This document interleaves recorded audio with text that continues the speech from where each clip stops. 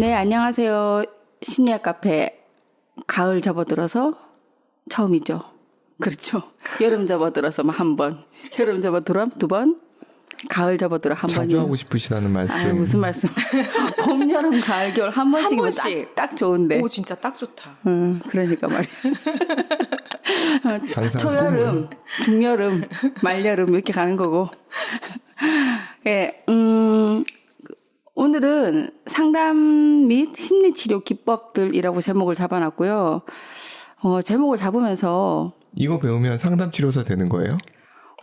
왜 이러세요? 골라서 가실 수 있어요. 이걸 배우시면. 아, 고르는 데 도움이 된다? 제가 박피하듯이 아주 얇게 갖고 왔거든요. 절대로 깊게 가져오지 않죠. 이런 거 필요해. 박피하듯이. 네. 얇게 오늘 들어갈 거기 때문에 들어보시면 아마 이제 상담이나 심리치료 쪽 모르시는 분들은 혹시 이제 누군가 주변에서 필요하다거나 본인도 조금 필요하다 싶을 때 참고가 될 만할 수 있을 것 같고, 아니면 어느 분야로 가야 될지. 우리가 배가 아프면 어디 가나요? 내과요. 말고는 엄마한테 가야죠. 엄마한테. 엄마 전 약속. 과목별로 있잖아요. 그죠? 할머니, 뭐 엄마, 아빠 이렇게. 그러니까 어디가 아파도 어디로 가야 되는지 잘 모를 수 있는데, 어쨌든 심리치료나 상담은 어쨌든 마음에 관련된 분야이기 때문에 그냥 보통은 정신과로 갈 거예요. 근데 가보면 조금 여기가 아닌 게 한두 마음이 또 들거든요. 그러면서 찾아보기도 하게 되거든요. 네. 우리가 일단 다 양방의학에 중심을 두고 있기 때문에 어디가 아프면. 그래서 조금 세분화된 얘기를, 그런 치료 기법들이나 방법들을 좀 얘기 드려보면 도움되지 않을까 싶어서.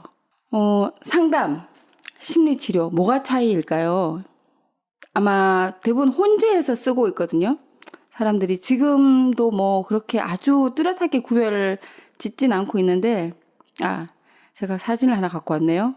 날씨가 좀 흐려가지고 제 프로필 사진에 저 사진에서 싹 저 테이블하고 의자만 빼면 있는 사진이 제 푸사에 있어요. 아, 제가 그래요? 작년에 세부 가서 세부에서 배 타고 어느 섬에 갔어.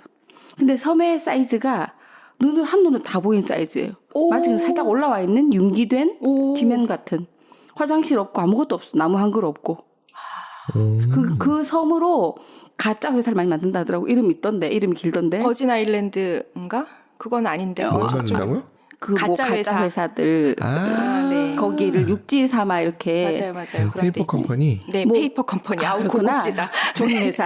네. 그러니까 저렇게 살짝 융기된 지면만 있고 위에 아무것도 없는 거예요. 근데 이렇게 둘러다 보면 사방이 다 보여요. 마치 밀물이 오면 육지가 없어져 버릴 것 같은 융기된 정도. 건 아니고요. 산호초 보통. 산호초 섬이라고요? 네, 산호초가 있고 그 위에 이제 융기된 것 같은 경우는 저런 모양은 잘 아니거든요. 근데 어쨌든 싹 다 그냥 모래? 네네. 그거밖에 없어요? 아무것도 없어서. 그리고 되게 깨끗하다, 모래가. 딱 저런 느낌. 그러니까 바다랑 하늘이랑 모래랑 이렇게 색이 다 겹쳐져서 와. 되게 그림 같았는데 이상할까요? 사진을 찍으니까 그렇게 안 나오던데 저 사진은 되게 똑같이 잘 찍은 것 같아요. 그래서 보여서 그냥 아무 의미 없이 넣어봤어요. 조금 쉬어가라고? 네, 초반부터 좀 심각한 얘기가 나올 것 같아가지고. 네. 아우 피곤하네 갑자기. 제가 어제 하면서 굉장히 피곤해. 한 20여 년 전에 했던 것들을 막 20여 년 전에 한두 번 했거든요. 중간고사 기말고사 때. 그러니까 잘 기억이 안 나죠.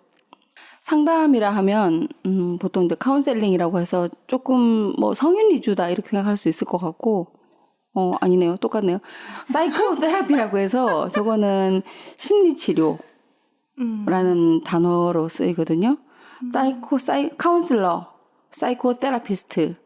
미국 같은 경우는 그 직업 코너에 사이코테라피스트 있으면 대출 되게 잘 된대요. 많이 오는구나. 정신과 미국 가실 의사. 거예요? 그건 아니죠. 대출하러까지 갔어. 영어가 안 돼가지고. 가고 싶지만. 네. 그렇게, 이제, 독일 같은 경우는 사이코테라피스트 그 자격을 주는 게 임상 한 20년 정도 하고, 박사학위도 끝나고, 뭐 이렇게 해서 한 60쯤 돼야지.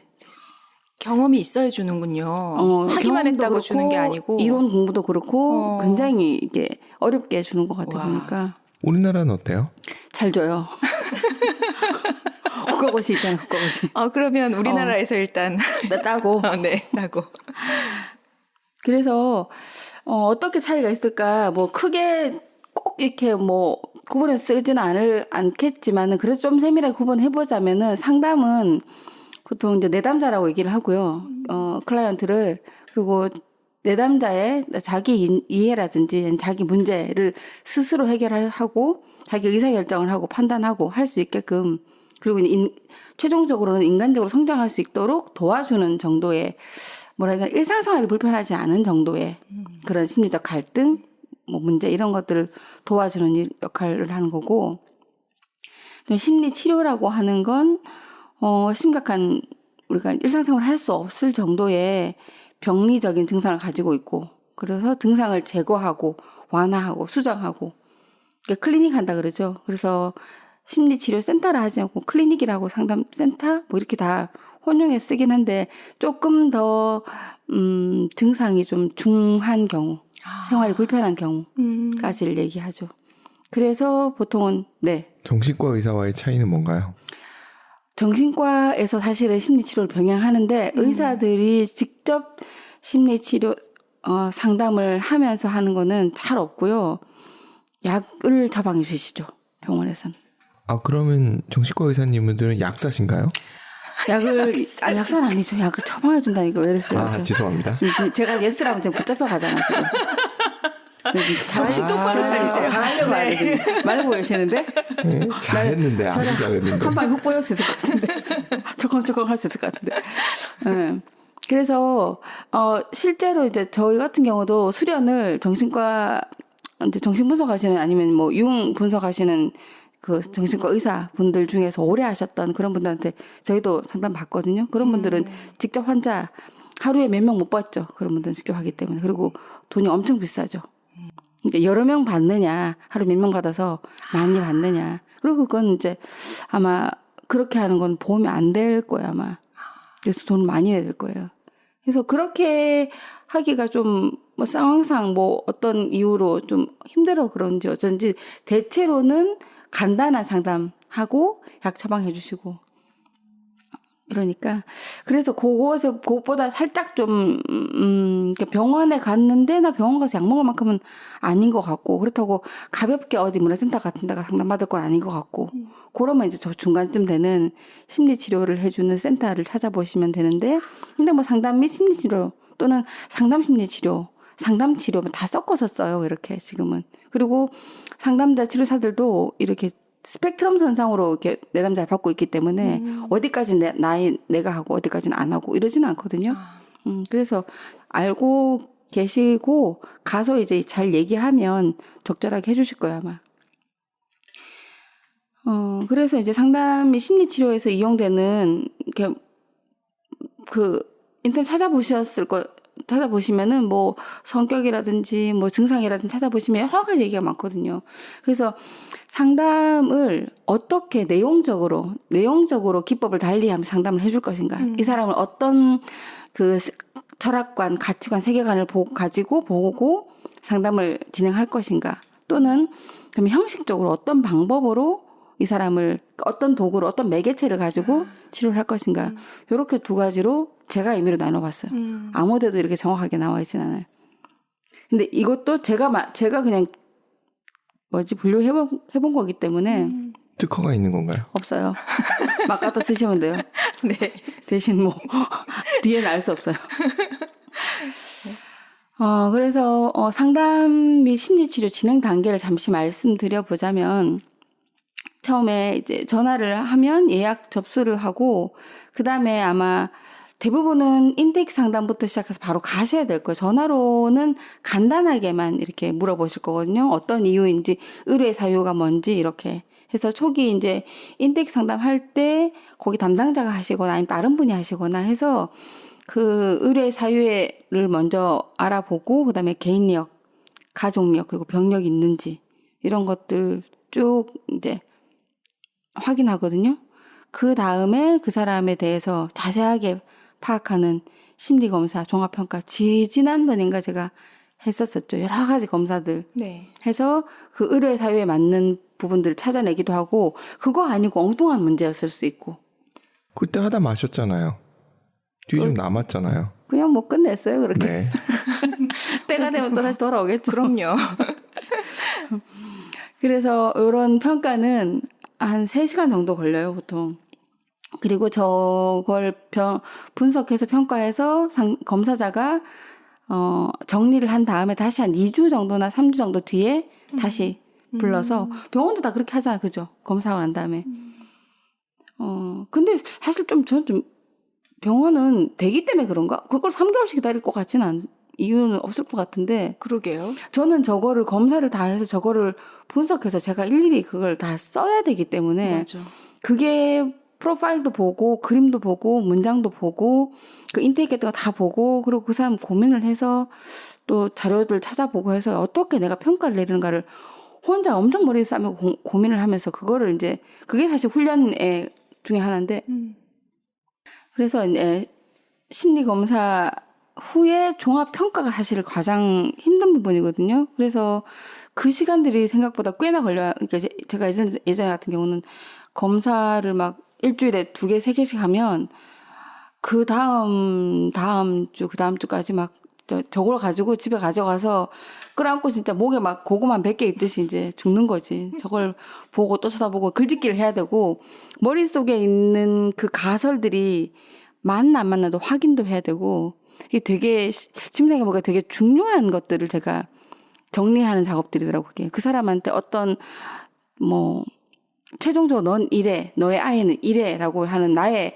그 평가가 굉장히 중요하잖아요. 영향을 크게 미칠 것 그렇죠. 같아요. 근데 제가 생각해보면 치료 한 5년에서 10년 사이에는 굉장히 신랄하게 분석해서 막 비판을 하고 그걸 장단점을 비교해서 써놓은 것 같아요, 제가. 근데 그게 참 듣는 부모들한테는 뭔가 안 돼서 왔는데 그걸 그렇게 확인해 주는 게 참 되게 힘든 상황이었을 것 같아요. 그걸 똑같이 하더라도 좀 둘러서 할 수도 있고 좀 좋게 할 수 있는데 아시죠, 제 성격을.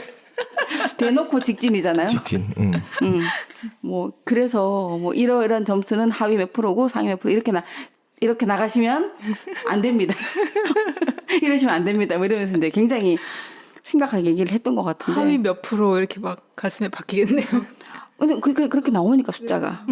그래서 이제 그런 것들을 뭐 숫자를 정확하게 알려주는 건 중요하거든요, 사실. 근데 그래도 전체적인 뉘앙스를 당신 아이가 문제 있어요, 이거보다는 조금 부족하지만 잘 될 수 있습니다라고 했어야 되는데 지금 생각해 보니까 그렇다 생각 드네요, 진짜. 그래서 가설을 설정해요. 왜냐면 이게 의학적인 게 눈에 보이는 그게 아니기 때문에. 이해가 됐어, 지금. 왜 독일에서 60대 정도에 그걸 주는지. 이게 다 이제 네. 무르익어서 맞아요. 뭔가 이렇게 딱 얘기해 줄 때 좀 그게 슬기로운 나오겠다. 의사생활 보면 거기서 의사들을 그렇게 그리잖아요. 정말 그 마음까지 사실은 의사에 대한 원래 그 느낌은 그 느낌이라는 걸 이제 보여주고 싶어서 그랬던 것 같은데. 그게 약간 교훈적으로 만드나 봐요. 의사들이요 이렇게 하라 막 이러면서. 그거 보고서는 아니에요. 그쪽에 있는 사람도 절대 그렇게 생각하시는 분들이 있을 거예요.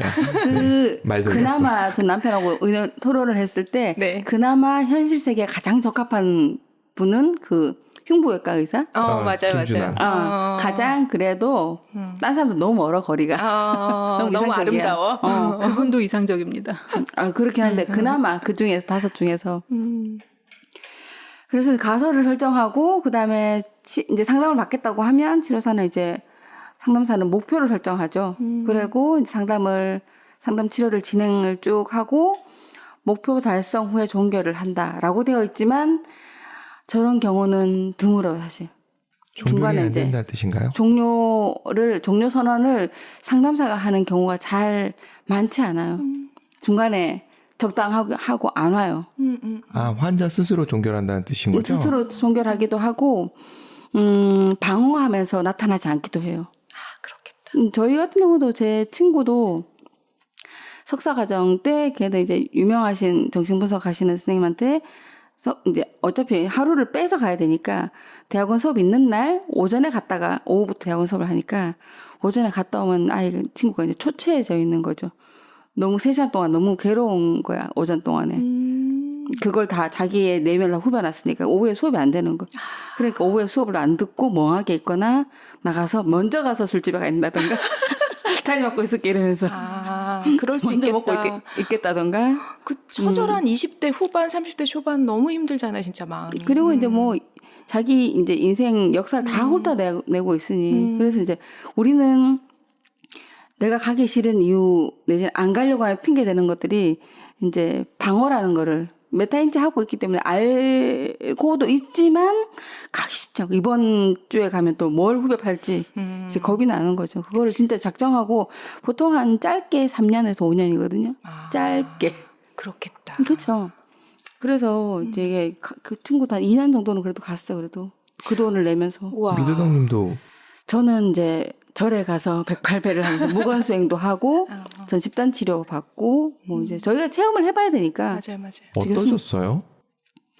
저는 사실은 그 전에 학교 수업 시간 때 이미 굉장히 많이 이제 자가 치료도 되고 수업 시간에 많이 뒤집어졌죠. 대학교 4학년 수업 매 과목마다 뭐 다 건드려지는 과목들이고 뭐 그러니까. 그래서 근데 저는 좀 제가 돌아봤을 때는 수업 시간에도 많이 도움이 됐었고 오히려 상담을 진행하면서 한 5년 차, 7년 차 넘어가면서 오히려 그 이제 검사하고 평가 내릴 때 네. 그 자료를 찾아보면서 오히려 그때 제가 좀 많이 도움이 됐던 것 같아요. 저는 좀 돈을 또 아껴가지고 안 갔잖아 또. 그렇게 오랜 기간 가는 데는 아예 시작을 안 하잖아. 그래서 저희는 방학 때마다 워크숍 가고 뭐 그런 데 다니고 한 비용도 진짜 만만치 않거든요. 실제 하고 계시는 분들이나 하실 분들 돈이 많이 드는 일인 거. 그래서 이제 여유 되시는 분들이 심리학을 하신다고. 그 주변에 보면 그 나이 좀 있으신 분들이 상담 치료사 무슨 자격증 딴다 뭐 이런 거 하시던데 그분들도 그런 과정을 선택이죠, 근데 그런 것들은 다 선택이에요. 예.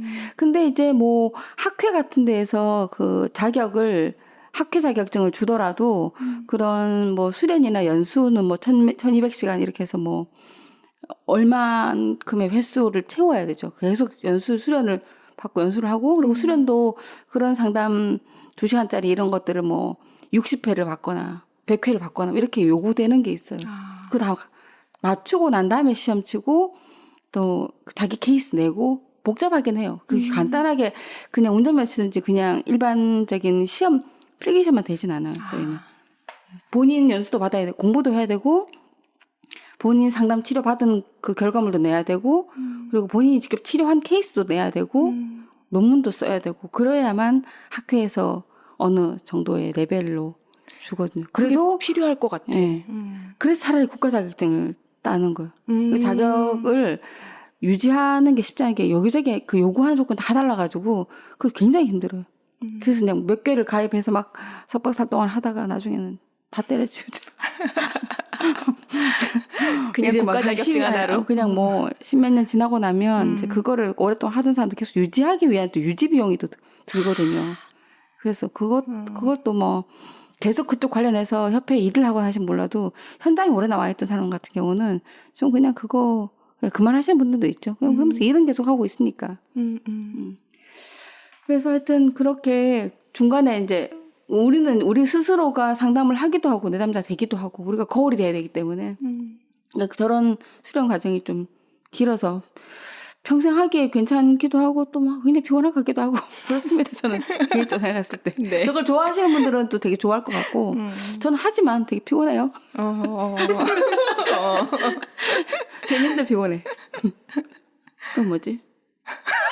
중간중간 빈 페이지가 있으시더라고요. 그걸 어떻게 처리를 안 했나 봐요? 제가 모르니까 의도가 무슨 깊은 뜻이 있는 줄 알았죠. 뭐 쭉 해가지고 뺐어야 되는데 안 빼고 그냥 가져왔. 네. 내용적 측면에서 이제 좀 기법을 보면은 이건 들어보셨을 거예요. 워낙 유명한 것들이기 때문에 정신분석 상담을 할 때 어떤 그 철학을 베이스로 하는지, 그죠? 심리학적 이론을 베이스로 하는지, 정신분석적 상담, 개인심리 상담 어느 분이실까요? 유명하시죠? 개인 심리는 아들러. 네. 네. 분석 심리는 융. 네. 행동주의는 행동주의 누구더라? 왓슨 전공이 스키너. 뭐예요? 네. 도덕님 전공이 뭐예요? 저 아동하겠어요. 아동하겠어. 그리고 지금 융 공부를 많이 하셨고 정신분석은 또 워낙 유명하고 개인 심리학 아들러는 또 책도 많이 나와 있고 저 위에 세 개는 되게 유명하죠. 정신분석은 프로이트. 네. 네. 그 세 개가 가장 유명하게 왜냐면 저 이론가와 이론들이 되게 유명하기 때문에 그리고 이제 행동주의 상담 이제 왓슨 스키너 지난번에 제가 말씀드렸던 스키너. 네네. 왜 우리 개, 종, 네네. 침 이 얘기 있었던 거. 맞아. 예, 그런 행동주의 기법도 있고 그다음에 인간 중심 상담. 요거는 언제 제가 말씀드렸나? 칼 로저스라고 해서 인간의 그 능력을 중시해서 그 사람이 자기 스스로 개발할 수 있는 능력이 있다고 보고 상담을 시작하는 거죠. 그다음에 게슈탈트. 게슈탈트는 부분의 합은 그 전체 부분의 합은 부분의 합 이상이다라는 전제로 네. 인간 개체를 전체로 보면서 상담을 하는 거죠. 그 사람의 문제점 하나를 가지고 얘기하는 게 아니고. 그다음에 실존주의 상담도 이것도 이제 인본주의적 관점으로부터 시작되어 있는 건데 저 실존주의 상담은 사실은 상담의 이론이라기보다는 실존주의 철학을 그냥 바탕으로 하는 거거든요. 잠시 제가 뭐 짜질구레 적어왔어요. 왜냐하면 제가 아까 말씀드렸죠. 20여 년 전에 딱 2번 공부했다고. 네. 중간고사, 기말고사. 그래도 훌륭해요. 네. 2번이나 했잖아. 네. 중간고사, 기말고사. 중간고사 따로, 기말고사 따로예요. 2번씩 하지 않았어요. 네. 한 번씩 정확하게. 네.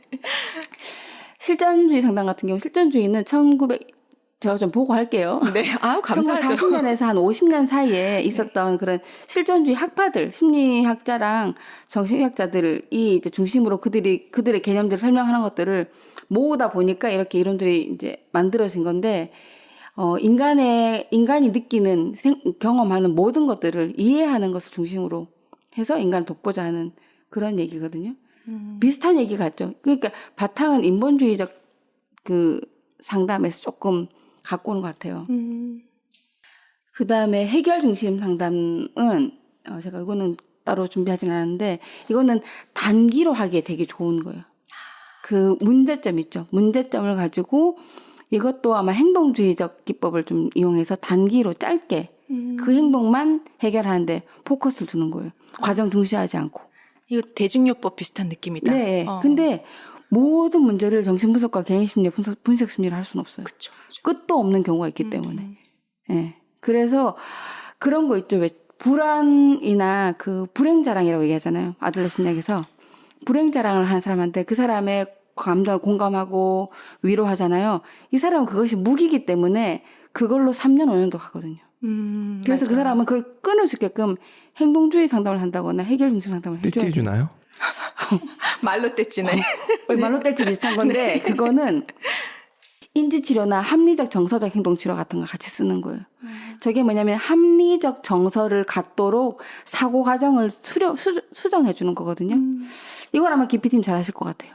맞아요. 그 사람의 오류적 사고를 정확하게 인지시켜주고 위로하지 않아요. 네가 이런 사고가 네. 잘못 흘러온 위로하지 거잖아요. 않아요. 이렇게. 그 부분에서 참. 아니, 나름 아무것도 마음으로는 위로하고 싶을 거예요. 그러니까 말로 안 할 뿐이지. 제가 위로 드리자면 DPD님의 사고 과정으로 저걸 하시면 딱 맞겠다 이거지. 맞아요. 위로를 하고 안 하고 그건 나중에 문제고. 네. 알아서 하시면 되고 위로를. 도덕님이 해주시는 걸로.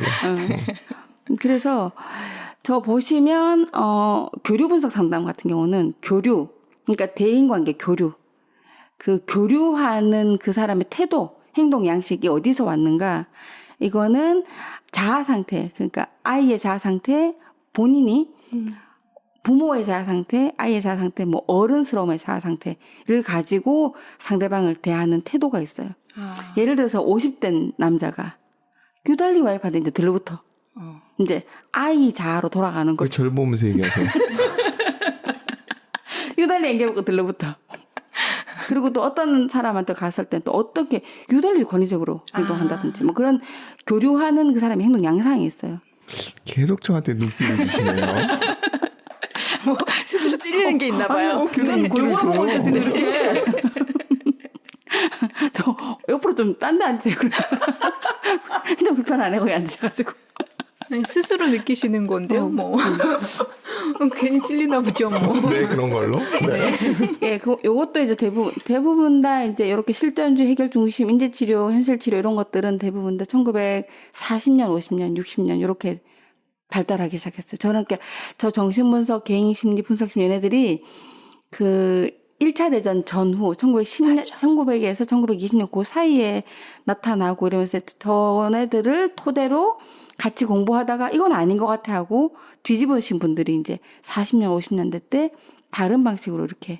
신기하다. 예. 그 1, 2차 세계대전하고 겹치네요. 그 세계대전이 있으면 사람들이 이제 인간에 대한 관점을 갖게 되잖아요.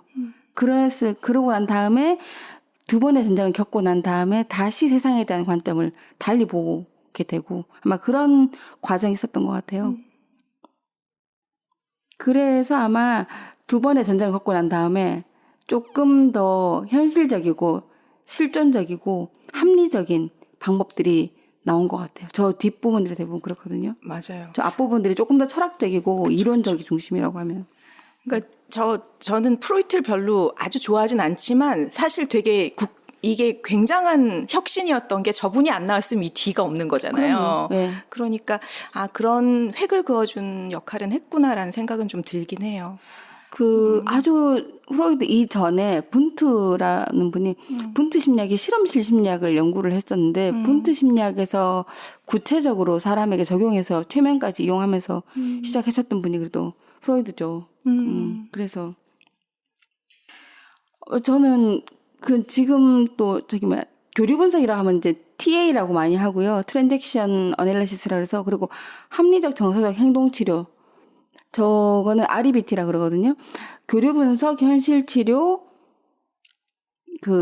합리 정서 행동 치료. 저 세 가지는 토탈에서 인지 치료 저 위에 보이시죠? 네. 인지 치료의 세분화된 전략이라고 보시면 되겠고 저 인지 치료의 핵심 인물은 누굴까요? 인지 누구더라? 저 위에 계신 분들 중에 한 분이에요. 놀랍게도. 그래요? 알프레드 아들러예요. 말할 걸 혼자 찍고 있어요. 어차피 3분의 1인데. 그럴 땐 아무 확신이 바로. 없어. 근데 왠지 느낌상.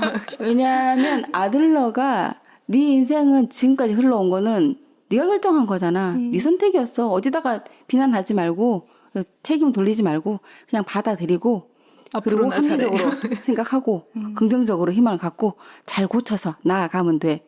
이 얘기거든요. 네. 그러니까 그거를 실제로 이론과 치료의 장면에서 저렇게 이용을 하는 거죠. 그러니까 개인 심리 아들러 심리학 자세히 읽어보시면 되게 합리적인 사고 과정을 요하는 거거든요. 맞아요. 이론들이. 그리고 지향점이 되게 긍정적이야. 네, 예. 그러니까 합리적이고 긍정적이고. 맞아요. 그렇다고 너의 문제가 있어가 아니고 그렇게 선택해서 흘러왔고 그걸 받아들이면 되고 그리고 앞으로 어떻게 바꿀지를 다시 선택하면 돼. 이런 얘기이기 때문에. 저 요거 잠깐 물어봐도 돼요? 얇게라도. 네. 네, 교류 답변을 분석. 해볼게요. 이게 TA 어디선가 들었는데 뭔지를 전혀 모르거든요. 티칭 어시스턴트, 조교란 뜻이죠. 제가 방금 말씀드렸죠? 트랜잭셔널 어널리시스. 얘기 드렸죠. 아까 말씀 잠깐 드렸는데 네. 대인 간의 교류 양식. 네네네네. 내가 하고 있는 교류 양식을 이 사람의 교류 양식을 파악하는 거예요. 그래서 이 사람의 교류 양식을 컨트롤할 수 있게끔 도와주는 거예요. 그게 어떤 사람과 만났냐에 따라서 한 사람이 다 다르게 교류를 다르게 하니까. 할 수도 있고 네. 그 사람이 유아 자아를 가지고 예를 들어서 제 대학교 친구 하나가 대학교 1학년 때부터 상담 교수님 밑에 조교로 있었는데 되게 예쁘게 다녀요. 외모를 진짜 많이 지장하고 근데 이제 착한데 물어보면 되게 날쌘이가 생겼어요. 보기에는 날탱이 뭐죠? 전문 용어 몰라요, 날탱이? 처음 들어보네요. 날탱이 잘 모르시나요? 날라리? 날라리. 네. 날라리. 날라리 조금 더 날아가는 버전이에요. 네. 날짜부터 사투리 비슷하군요. 그래서 그런 줄 알았어요. 근데 얘기를 해보고 우리는 근데 과에 사람이 작으니까. 근데 있어 보니까 너무 순하고 뭐 이렇게 순박한 거예요. 근데 보니까 자기 외모로 치장하는 걸로 좀 뭔가 스트레스를 푸는 것 같은 거예요. 아침에 5시에 일어나서 막 머리에 롯들을 말고 막 뭐 눈썹을 진짜 무대 눈썹처럼 붙이고 나오고 막 진짜. 그런데 아침에 엄마 아침과 엄마 점심까지 반찬까지 다 준비해서 해놓고 나온다는 거예요. 근데 엄마가 아프신 분이 아니야. 그냥 멀쩡한 성인이에요. 근데 엄마가 정신적으로 지금 생각해보니까 정신적으로 편치 않으신 분이었어요. 그러니까 얘가 아이 어른이 되어버린 거예요. 어릴 때부터. 엄마를 돌보는 아이가 되어 있는 거예요.